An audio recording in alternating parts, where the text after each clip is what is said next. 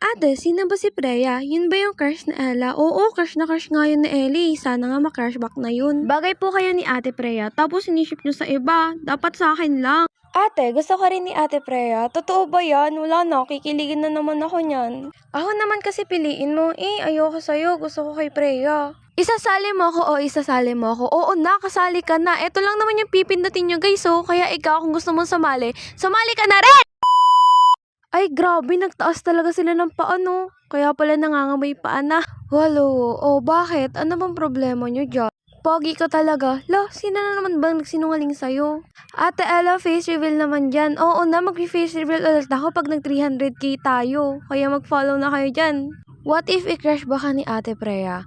Paano kaya kung alisin mo yung what if dyan? Ate, kaboses mo si Mika? Oo na, ang dami ko namang kaboses. Uy, ang dadami na nagka-copy link ngayon, no? Kaya ikaw, kung gusto mong sumali, mag-copy link ka na rin!